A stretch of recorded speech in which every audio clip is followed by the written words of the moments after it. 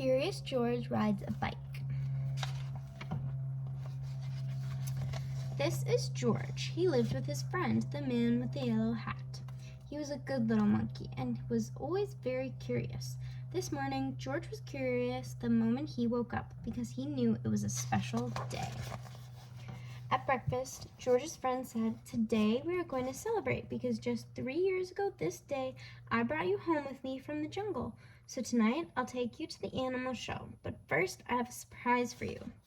He took George out to the yard where a big box was standing. George was very curious. Out of the box came a bicycle. George was delighted. That's what he had always wanted. He knew how to ride a bicycle, but he had never had one of his own. "I must go now," said the man, "but I'll be back in time for the show. Be careful with your new bike and keep close to the house while I am gone." George could ride very well. He could even do all sorts of tricks. Monkeys are good at that. For instance, he could ride this way with both hands off the handlebar, or he could ride this way like a cowboy on a wild bronco. And he could also ride backwards, but after a while, George got tired of doing tricks and went out into the street. The newsboy was just passing by with his bag full of papers. "It's a fine bike you have there," he said to George. "How would you like to help me deliver the papers?" He handed George the bag and told him to do one of the side streets first and then turn back and do the other side. George was very proud as he rode off with his bag. He started to deliver the papers on one side of the street, as he had been told. When he came to the last house, he saw a little river in the distance. George was curious. He wanted to know what the river was like. So instead of turning back to deliver the rest of the papers, he just went on. There was a lot to see at the river. A man was fishing from the bridge, a duck family was paddling downstream, and 2 boys were playing with their boats. George would have liked to stop and look at the boats, but he was afraid the boys might find out that he had not delivered all the papers, so he rode on. While riding along, George kept thinking of boats all the time. It would be such fun to have a boat, but how could he get one? He thought, and then he had an idea. He got off the bicycle, took a newspaper out of the bag, and began to fold it. First he folded down the corners like this. Then he folded both edges up, brought the ends together, and flattened it sideways. Then he turned one corner up, then the other one, again brought the ends together, and flattened it sideways. Then, gently, he pulled the ends open, and there was his boat. Now the moment had come to launch the boat. Would it float? It did. So George decided to make some more paper boats. Finally, he had used up all the papers and had so many boats that he could not count them. A whole fleet. Watching his fleet sailing down the river, George felt like an admiral. But watching his fleet, he forgot to watch where he was going.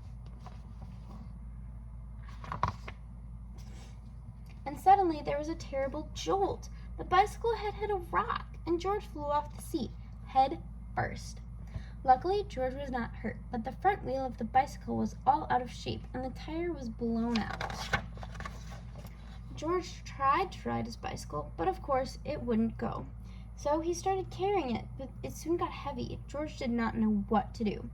His new bike was spoiled. The newspapers were gone. He wished he had listened to his friend and kept close to the house. Now he just stood there and cried. Suddenly his face brightened. Why, he had forgotten that he could ride on the one wheel. He tried it and it worked. He had hardly started out again when he saw something he had never seen before. Rolling toward him came an enormous tractor with huge trailers behind it. Looking out of the trailers were all sorts of animals. To George, it looked like a zoo on wheels. The tractor stopped and two men jumped out. "Well, well," said one of them, "a little monkey who can ride a bike, bronco fashion. We can use you in our animal show tonight. I am the director of the show, and this is Bob. He can straighten your wheel and fix that flat in no time. And then we'll take you along to the place where the show is going to be." So the 3 of them got into the cab and drove off. Maybe you could play a fanfare while you ride your bike in the show, the director said. I have a bugle for you right here, and later on you'll get a green coat and a cap, just like Bob's. On the show grounds, everybody was busy getting things ready for the show. I must do some work now, said the director. Meanwhile, you may have a look around and get acquainted with all the animals, but you must not feed them, especially the ostrich, because he will eat anything and might get very sick afterwards. George was curious. Would the ostrich really eat anything? He wouldn't eat a bugle, or would he? George went a little closer to the cage, and before he knew it, the ostrich had snatched the bugle and tried to swallow it. But a bugle is hard to swallow, even for an ostrich. It got stuck in his throat. Funny sounds came out of the bugle as the ostrich was struggling with it, all blue in the face. George was frightened.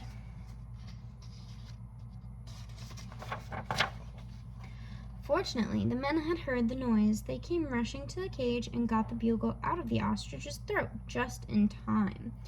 The director was very angry with George. We cannot use little monkeys who don't do as they are told, he said. Of course you cannot take part in the show now. We will have to send you home. George had to sit on a bench all by himself, and nobody even looked at him. He was terribly sorry for what he had done, but now it was too late. He had spoiled everything. Meanwhile, the ostrich, always hungry, had got hold of a string dangling near his cage. This happened to be the string which held the door to the cage of the baby bear. As the ostrich nibbled at it, the door opened, and the baby bear got out. He ran away as fast as he could and made straight for a high tree near the camp. Nobody had seen it but George, and George was not supposed to leave his bench. But this was an emergency, so he jumped up, grabbed the bugle, and blew as loud as he could. Then he rushed to his bicycle. Men had heard the alarm and thought at first that George had been naughty, but when they saw the empty cage and the ostrich nibbling at the string, they knew what had happened. George raced toward the tree, far ahead of the men. By now, the bear had climbed quite high, and this was dangerous because little bears can climb up a tree easily, but coming down is much harder. They might fall and get hurt. The men were worried. They did not know how to get him down safely, but George had his plan. With the bag over his shoulder, he went up the tree as fast as only a monkey can, and when he reached the baby bear, he put him in his bag and carefully let him down so that the men could safely catch him. Everybody cheered when George had come down from the tree. You are a brave little monkey, said the director. You saved the baby bear's life. Now you get your coat back, and of course you may ride your bike and play the bugle in the show. Finally, the show was on, and